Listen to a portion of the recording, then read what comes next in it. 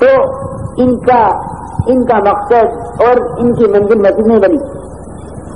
تمہیں باہر نکل کے آزاد ہو گئے کہ نہیں مسجد سے باہر نکلو مسجد والے بن کر. تعلیم کا حلقہ مسجد میں چل رہا ہو اور مسجد کی جماعت کے ساتھی باہر نکل کر ہر طبقے پر محنت کریں. بھائی تعلیم مسجد میں چل رہی ہے آپ تشریف لے چلیں. بھائی مسجد میں تعلیم چل رہی ہے تشریف لے چلیں. اور دکانداروں کو اور راہگیروں کو اور گھر والوں کو اور کارخانے داروں کو اور ملازمین کو دفتر والوں کو سب کو تو مسجد میں تشریف لے چلیں تعلیم ہو رہی ہے. وہ کہہ رہے کہ میرے دفتر کا وقت ہے. اچھا اگر آپ اس کو کون سا وقت دیں گے؟ کوئی کہہ رہے اپنی دکان کا وقت ہے ہم قربانی پر اٹھائیں گے کہ آپ نقد کریں. اگر وہ نہیں آتا تو آپ ہم اس کو کون سا وقت دیں گے؟ ہم اسے پوچھیں تو کہہ رہے میں شام کو آؤں گا, میں صبح آؤں گا, میں دوپہر میں آؤں گا, میں رات میں آؤں گا. مختلف اوقات میں وہ اپنی اپنی فرصت اور اپنی اپنی سہولت کے اعتبار سے وعدے کریں گے. یہ مسجد کی آبادی کی بات شروع ہو گئی تو اس طرح مسجد آباد ہونی شروع ہو جائے گی. تو ہم مسجد میں پہلا کام ہمارا یہ ہے کہ مسجد کی جماعت مسجد کے اندر تعلیم کا حلقہ کرتے ہوئے ایک ساتھی دو ساتھی تین ساتھی جتنے مسجد کی جماعت میں زیادہ زیادہ ساتھی ہوں اس میں سوچ لو 3-4 ساتھی اور میں مسجد میں ہوں تعلیم کرائیں اور باقی ساتھی باہر نکل کر اپنے اندر اللہ والے علم سے کامیابی کا یقین اتارنے کے لیے دوسروں کو دعوت دیں. مسجد میں تعلیم کا حلقہ چل رہا ہے آپ تشریف لے چلیں. جس طرح ابو رضی اللہ عنہ مدینے کے بازار میں دعوت دے رہے ہیں کہ بازار والے تمہیں کیا ہو گیا کسی نے تمہیں عاجز کر دیا. مسجد میں رسول اللہ صلی اللہ علیہ وسلم کی میراث تقسیم ہو رہی ہے تم یہاں بازار میں ہو کہ جا کے اپنا حصہ کیوں نہیں لے لیتے. نقل دکھا کر مسجد میں لائے. ابو رضی اللہ عنہ لوگوں کو بازار سے نقل مسجد میں لائے.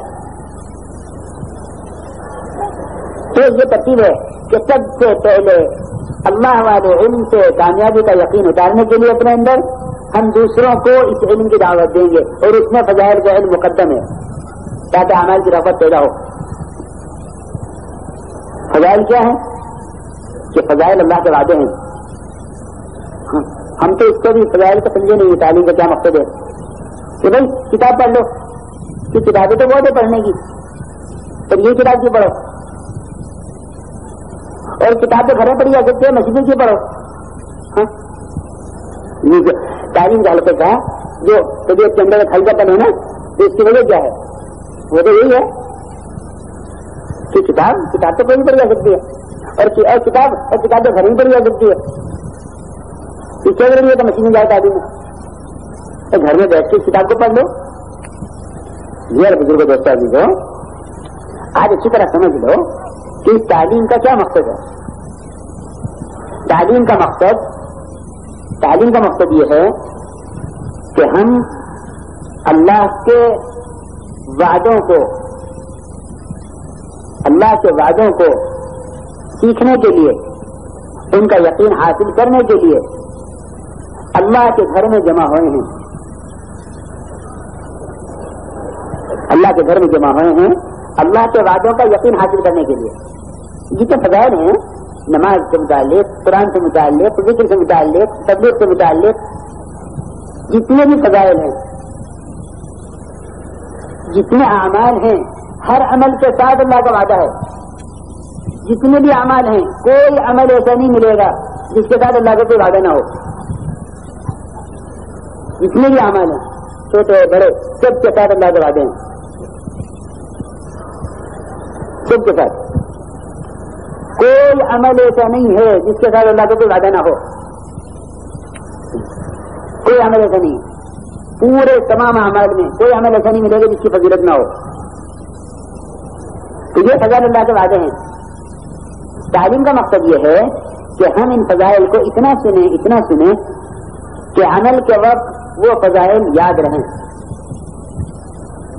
یہ ہے مقصد. ہماری تعلیم الگ ہو رہی ہے عمل الگ ہو رہا ہے. اس لیے ہمارے اعمال کے اندر استقامت اور قوت اور روحانیت اور اعمال کے اندر اللہ کا دھیان اللہ کے وعدوں کا یقین وہ نہیں ہے. جب وہ نہیں ہے تو اعمال پر وہ سب کچھ نہیں ہو رہا جس کا وعدہ ہے.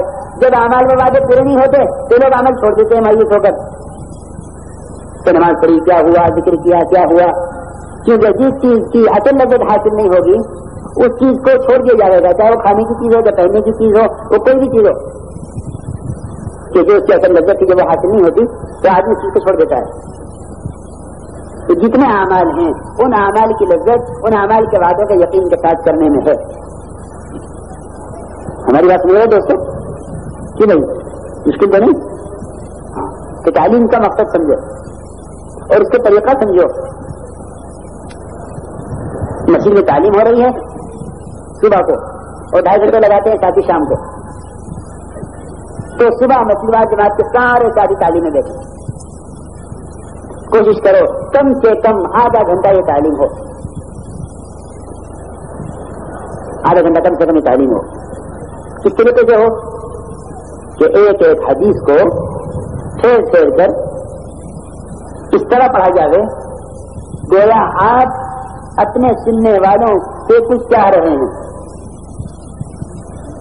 اپنے سننے والوں سے کچھ آپ چاہ رہے ہیں۔ یہ نہیں کتاب پڑھتے جا رہے، کتاب پڑھنا تو میں غفلت پیدا کرے گا، پڑھنا نہیں بلکہ پڑھنے کا مقصد، پڑھنے سے انکار کا مطلب یہ نہیں ہے کہ آپ تقریر شروع کر دیں تعلیم میں،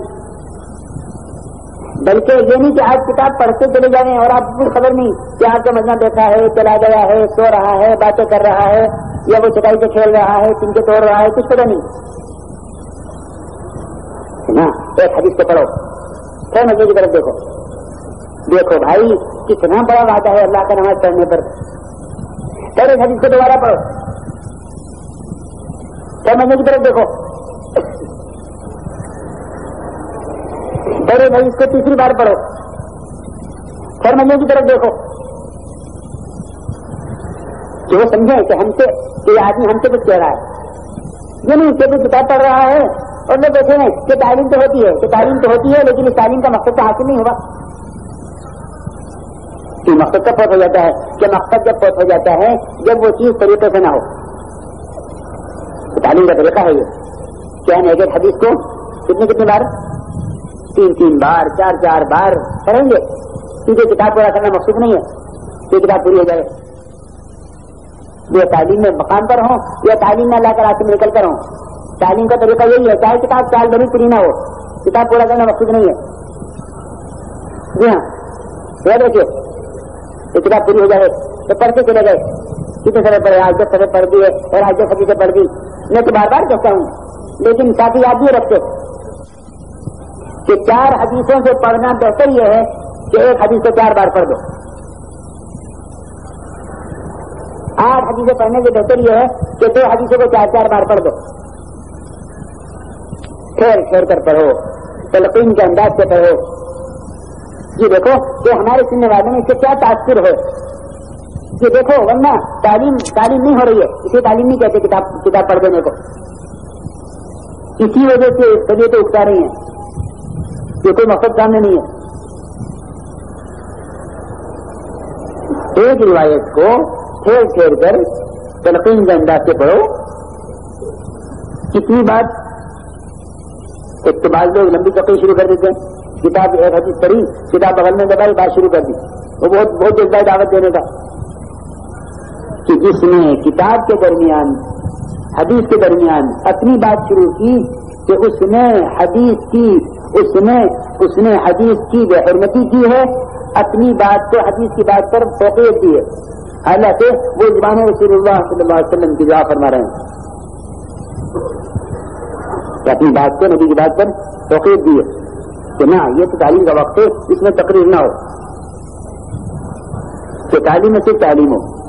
ایک آدھ جملہ درمیان میں ساتھی کو متوجہ کرنے کے لیے کوئی مشکل لفظ آ گیا ہے، اندازہ ایسا ہو رہا ہے سننے والوں سے کہ وہ بات کو سمجھے نہیں، تو فوراً آسان کر کے اس کو کہہ دو 2 جملوں میں اس کی وجہ سے۔ لیکن تعلیم ابھی اپنی سے بات کرنا کتاب بند کر کے کہ نہ یہ نہیں، 1-2 جملے سب سمجھانے کے لیے ایک وعید پڑھی ہے کہ نہ چھوڑنے پر عذاب کیا ہوگا، کہ وہ حدیث پڑھ کر مجھے کی طرف دیکھو بھائی نماز چھوڑنے پر کتنا بڑا عذاب ہے، بس اتنا، اس سے زیادہ کچھ نہ کہیے، کیونکہ متوجہ کرتے رہنا یہ تو تعلیم کو تعلیم کو تعلیم بنائے گا، اور تعلیم میں کتاب پڑھتے چلے جانا کہ یہ ایسی غفلت پیدا کرے گا کہ جس سے تعلیم تو ہوگی لیکن عمل نہیں بنے گا. یہ تو طریقہ ہے تعلیم کا. اور ضرورت کیا کس بات کی ہے کہ ضرورت اس بات کی ہے کہ ہم تعلیم میں جو حدیثیں سن رہے ہیں کس عمل سے متعلق، اس عمل کو کرتے ہوئے وہ فضیلت ہمارے ذہن میں ہو، یہ فضیلت ہمارے ذہن میں ہو. ذکر کرنے بیٹھے ہیں، اللہ کو یاد کرنے کی کیا فضائل ہیں، ذکر کرنے والے اللہ کی کتنا قریب ہوتا ہے. تلاوت کر رہے ہیں، تلاوت کرنے والے کے منہ کے ساتھ فرشتہ اپنا منہ کیسے لگا دیتا ہے، اور فرشتہ کیسا دیتا ہے، اتلو آیتن، ارے ہدایت. سوچو تو صحیح، اگر میں تلاوت کرتے ہوئے یوں سوچوں کہ مجھ سے فرشتہ منہ سے منہ لگا کر تلاوت کرنے کو کہہ رہا ہے، اتنا ہی تو ہے نا کہ مجھے اس کی آواز نہیں آ رہی ہے، اس کی بات تو یقینی ہے نا کہ وہ کہہ رہا ہے. بتاؤ دل چاہے گا کہ بھائی بس قرآن بند کر دو، میں بہت پڑھ لیا. یا قسم کھا کے کہتے ہیں ان فضائل کے بیان کے بغیر عمل کرنے کی وجہ سے ہمارے اعمال کی جان نکلی ہوئی ہے. اس کی وجہ یہی ہے ہمیں خبر ہی نہیں تعلیم کیوں ہوتی ہے. ہم نے کتاب پڑھنے کو تعلیم سمجھا ہوا ہے.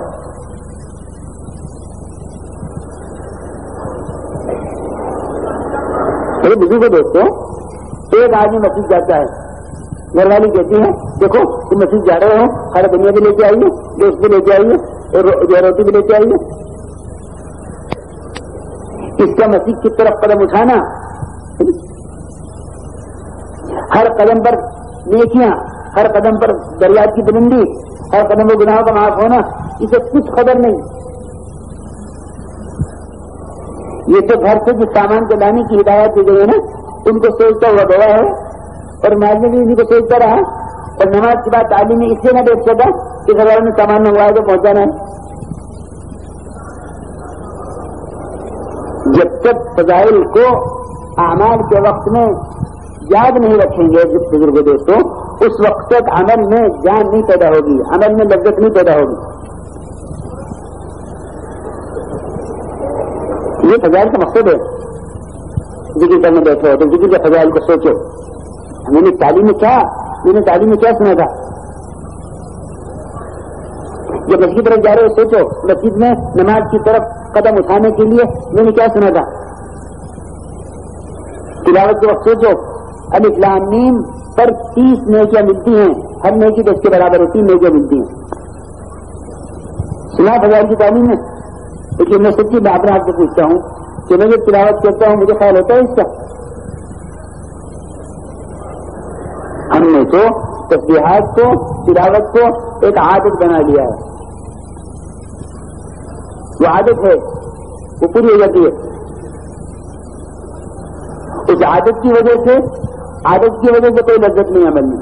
عمل میں تو لذت عبادت کی ہے، اور عبادت اسے کہتے ہیں جس میں آدمی کے اندر احتساب ہو کہ اللہ مجھے اس پر کیا دیں گے، اللہ مجھے اس پر کیا دیں گے، اللہ نے مجھے اس پر کیا دینے کا وعدہ کیا ہے، لیکن اس پر کیا ملنے کی خبر دی ہے. جی ہاں، سچے عمل میں لذت ہوگی، ورنہ عمل بہت بنے گا. کہ کتنا پڑھو گے بھائی، تعلیم کب تک ہوگی بھائی، نماز کتنے لمبی پڑھائے گا. جی ہاں، ابھی گزرا رمضان کہ تراویح بوجھ ہو گئی. ہاں کیوں؟ اس لیے کہ قیام لیل کر کیا ملے گا کچھ خبر نہیں. اس لیے میرے بزرگ دوستوں عزیزو، بہت سوچے اس بات کو کہ آخر ہم کیا کرنا چاہیے تھا، کیا کر رہے ہیں. تعلیم کو، فضائل کی تعلیم کو تعلیم بناؤ، اس کو اس طریقے سے کرو اس طرح کیا جا رہا. مجھے سے کہو دیکھو ان فضائل کو یاد رکھیو. آپ کی مسجد تعلیم ہے نا، تو یہ ان سے تعلیم کے بعد دیکھو بھائی ان فضائل کو یاد رکھیو جس میں، اور عمل کے وقت ان فضائل کے دھیان سے عمل کیجیے. اتنی بات کہہ دیا کرو تعلیم کے بعد، جماعت میں ہو، مقام پر ہو، تو کر کے دیکھو، پھر کچھ آگے بڑھو گے. تو تو اس میں اعمال کی حقیقت کھلے گی کہ پہلے اعمال کی حقیقت کھلے گی تو پھر استقامت ہوگی. ورنہ ایسا فرماتے تھے کہ لوگ اس کام کو صرف کلمہ نماز صحیح کرنے کی تحریک سمجھتے ہیں، اس لیے اس کی اہمیت نہیں دیتے. حالانکہ اس کا مقصد یہ ہے کہ دعوت کے بقدر ہمارے اندر کلمہ اور نماز کا نور پیدا ہوگا اور ہم ہمارے اعمال سفید کے بجائے حقیقت اختیار کر لیں گے، آگے بڑھیں گے. تو اس طرح میرے بزرگوں دوستوں عزیزوں، تعلیم کا طریقہ یہ ہے عمل کے وقت فضیلت کو یاد رکھنا، اسے دل ارادہ کرو، سب رو کر اللہ تعالی سے مانگو کہ اے اللہ ہمیں اپنے وعدوں کا یقین عطا فرما دے. تو تعلیم کی دعوت ہو گئی اور تعلیم کے فضائل کے حلقوں میں بیٹھ کر اس کی مشق ہو گئی، اور عمل کے وقت اس فضیلت کو یاد رکھنا یہ مشق ہے. اور پھر آخر میں کیا کرنا ہے کہ رو رو کر اللہ سے مانگنا ہے کہ اے اللہ تو مجھے اپنے وعدوں کا یقین عطا فرما دے. یہ جتنے فضائل ہیں یہ تیرے وعدے ہیں. فضائل کی تعلیم اعمال کے اندر احتساب پیدا کرنے کے لیے ہے. احتساب کسے کہتے ہیں؟ اللہ ہمیں اس پر کیا دیں گے، اللہ ہمیں اس پر کیا دیں گے، یہ اسی کو احتساب کہتے ہیں. کریں گے بھائی اس طرح؟ اسی طرح میرے بزرگوں دوستوں، یہ تو فضائل کے علم کی دعوت اور اس کی مشق اور اس کو اللہ سے مانگنا ہوا. اسی طرح مسائل کے علم کی دعوت ہے کہ امت کو مسائل سیکھنے کی طرح متوجہ کرو کہ امت مسائل علماء سے سیکھے. ہاں یہ مستقل کام ہے، یہ نہیں کہ ہمارا کام تو صرف فضائل کا ہے، مسائل کا کام ہمارا نہیں ہے. کہ مسائل بتلانا تو علماء کا کام ہے، لیکن مسائل سیکھنے کی طرف امت کو متوجہ کرنا یہ ہمارا کام ہے.